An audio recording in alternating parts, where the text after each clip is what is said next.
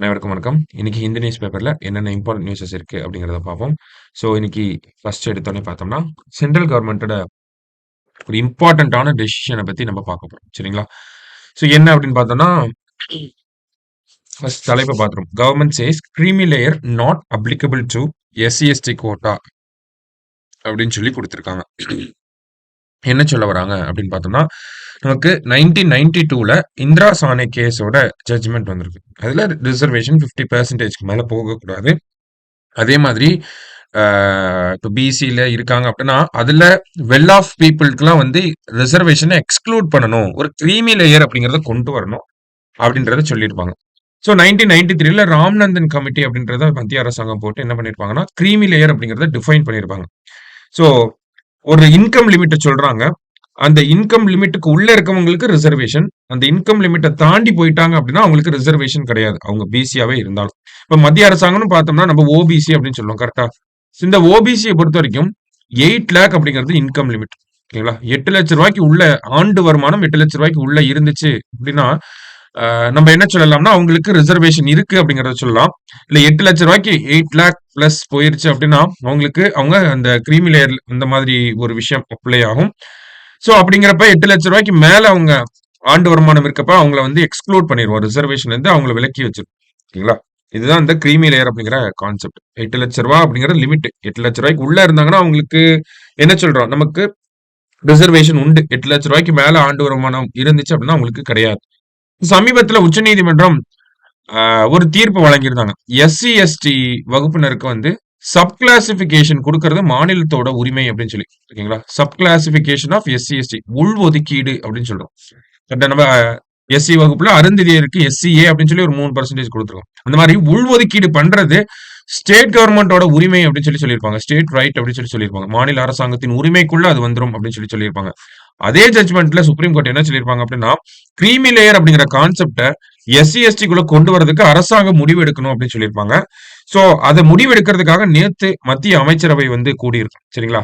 அந்த மத்திய அமைச்சரவை என்ன முடிவு எடுத்திருக்காங்க அப்படின்னு பார்த்தோம்னா, கிரீமி லேயர் அப்படிங்கிற கான்செப்ட நாங்க எஸ்சி/எஸ்டி குள்ள கொண்டு வர மாட்டோம் அப்படிங்கறத சொல்லியிருக்காங்க. சரியா? ஓகேவா? அப்ப எஸ்சி/எஸ்டில எதுக்காக உச்சநீதிமன்றம் அதை சொல்லியிருப்பாங்க அப்படின்னா, எஸ்சி/எஸ்டில கொஞ்சம் வெல் ஆஃப் பீப்புளா இருப்பாங்க இல்லையா, கொஞ்சம் பொருளாதாரத்துல சமூகத்துல பொருளாதாரத்துல மேம்பட்ட மக்கள் இருப்பாங்க இல்லையா, அவங்களுக்கு ரிசர்வேஷனை வந்து கொடுக்க தேவையில்லை அப்படிங்கிற ஒரு கருத்தை வந்து உச்சநீதிமன்றம் சொல்லியிருப்பாங்க. அதுக்காக தான் கிரீமி லேயர் அப்படிங்கிற கான்செப்டை கொண்டு வரணுன்றதை சொல்லியிருப்பாங்க. இருந்தாலும் மத்திய அரசாங்கம் அவங்களோட கொள்கை முடிவா என்ன எடுத்துட்டாங்க, கிரீமி லேயர் அப்படிங்கிற இந்த ஒரு விஷயத்த எஸ்சி/எஸ்டி வகுப்புகளுக்குள்ள நாங்க கொண்டு வர மாட்டோம் அப்படிங்கறத சொல்லியிருக்காங்க. சரியா? சோ அதுதான் நம்ம இன்னைக்கு ஃபர்ஸ்ட் இம்பார்ட்டன்டான செய்தியா நம்ம பாக்குறோம். அடுத்ததா பார்த்தோம்னா டிபி ரிலேட்டடா ஒரு விஷயம் இருந்துச்சு. ஓகேவா? என்ன சொல்லியிருக்காங்க அப்படின்னா, India to roll out new treatment regiment for drug resistant TB அப்படின்னு சொல்லி கொடுத்துருக்காங்க. ஓகேவா? சோ டிபி ட்ரீட்மெண்ட்டுக்கு வந்து ட்ரக் ரெசிஸ்டன்ட் டிபி அப்படின்னா என்னன்னா, நமக்கு இந்த டிபி ட்ரீட்மெண்ட்ல வந்து பார்த்தோம்னா ஒரு சில ஸ்ட்ரெயின்ஸ் ஆஃப் வைரஸஸ்லாம் பார்த்தோம்னா நம்ம என்னதான் ட்ரக் கொடுத்தாலுமே அதுக்கு ரெசிஸ்டண்டா இருக்கும். ஓகேவா? அதான் ட்ரக் ரெசிஸ்டன்ட் அப்படின்னு எப்பயுமே சொல்லுவோம். ஸோ ஒரு புது ட்ரீட்மெண்ட் மெத்தடாலஜியை வந்து இந்தியா கொண்டு வர போறாங்க. அது என்ன டைப் ஆஃப் மெத்தடாலஜி அப்படிங்கறத மட்டும் அந்த நேம் அந்த டெர்மினாலஜியை மட்டும் நோட் பண்ணிக்கலாம். India is getting ready to roll out. Roll out அப்படின்னா ரிலீஸ் அப்படின்னு அர்த்தம். பிபிஏஎல் அப்படின்னு சொல்லியிருக்காங்க. ஓகேவா? இந்த ரெஜிமெனை தான் கொண்டு வர போறாங்க. பிபிஏஎல் அப்படிங்கிற new treatment regiment for drug resistant TB. சரியா? Drug resistant TB. பிபிஏஎல் அப்படின்னா என்ன சொல்லியிருக்காங்க, பிஜாக்விலின், அடுத்தது பிரிச்சோமானிட், அடுத்தது லினோசோலிட் ஏதோ கொடுத்துருக்காங்க. ஓகேவா? சோ இந்த பேர்களை கொஞ்சம் பார்த்து வச்சுங்க.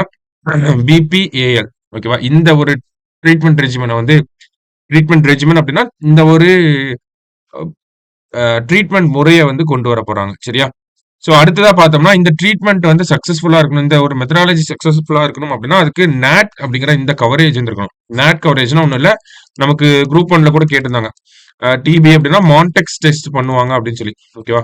அதே மாதிரி ஒரு டைப் ஆஃப் டெஸ்டிங் தான் இந்த நாட் அப்படிங்கிறது, ஒரு டிபி டெஸ்டிங். ஓகேவா? என்ன சொல்றாங்க அப்படின்னா நியூக்ளிக் ஆசிட் ஆம்பிளிஃபிகேஷன் டெஸ்ட் அப்படின்னு சொல்லுவோம். நாட் அப்படின்னா நியூக்ளிக் ஆசிட் ஆம்பிளிஃபிகேஷன் டெஸ்ட் அப்படின்னு சொல்லி சொல்றாங்க. ஓகேவா? இந்த டெஸ்ட் வந்து ஒரு மாலிகுலார் டெஸ்ட். ஓகேவா? மாலிகுலார் டெஸ்ட் என்ன பண்ணும் அப்படின்னா, நம்ம சலைவால இருந்து டிஎன்ஏ சலைவா மூலியமா, ஓகேங்களா, அதாவது used to detect the DNA of mycobacterium tuberculosis in sputum or other respiratory sample. ஓகேவா? ஸோ இது ஒரு மாலிகுலார் டெஸ்ட். நாட் அப்படிங்கிறது ஒரு molecular test. Nucleic acid amplification test அப்படின்னு சொல்றாங்க. இந்த டெஸ்ட் என்ன பண்ணும் அப்படின்னா மைக்கோபாக்டீரியம் டியூபர்குலோசிஸோட டிஎன்ஏவை டிடெக்ட் பண்ணும். சரிங்களா? நம்மளோட sputum or other respiratory sample இருந்து எடுத்து இது பண்ணுவாங்க. சரியா? ஸோ ஒரு ட்ரீட்மெண்ட் ரெஜிமெண்ட் அது சக்சஸ்ஃபுல் ஆகணும் அப்படின்னா இந்த நாட் டெஸ்டிங் பண்ணணும். அதை தான் நம்ம அரசாங்கம் கொண்டு வர போறாங்க. அதை பத்தின செய்தி தான் இந்த இடத்துல கொடுத்துருக்காங்க. ரொம்ப சயின்டிபிக்கலாகவும் உள்ள போக வேணாம். ஜஸ்ட் என்ன அந்த பிரீஃபா என்ன இதில் தெரிஞ்சுக்கணுமோ அதை மட்டும் தெரிஞ்சுக்கிட்டா போதும். அதுக்கு மேல டீப்பா நமக்கு எக்ஸாம்லையும் கேட்க மாட்டாங்க. சரியா? ஸோ கடைசியா பார்த்தோம் அப்படின்னா ரெஸ்லிங்ல அமன் ஷெராவத், ஓகேங்களா, ஹரியானாவை சேர்ந்த அமன் ஷெராவத் வந்து என்ன பண்ணிருக்காரு அப்படின்னா பிரான்ஸ் மெடல் வந்து வின் பண்ணியிருக்காரு. ஓகேவா? ஸோ இதன் மூலியமா இந்த ஒலிம்பிக்ஸ்ல நம்ம வாங்கக்கூடிய 6வது மெடலா இருக்கு. ஓகேங்களா? ஸோ நிறைய பிரான்ஸ் தான் வின் பண்ணியிருக்கோம்.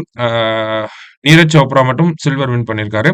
அண்ட் தென் இன்னொரு முக்கியமான விஷயம் இவரை பத்தி நம்ம தெரிஞ்சுக்கணும் அப்படின்னா யங்கஸ்ட் ஒலிம்பியன் அப்படின்னு சொல்றாங்க.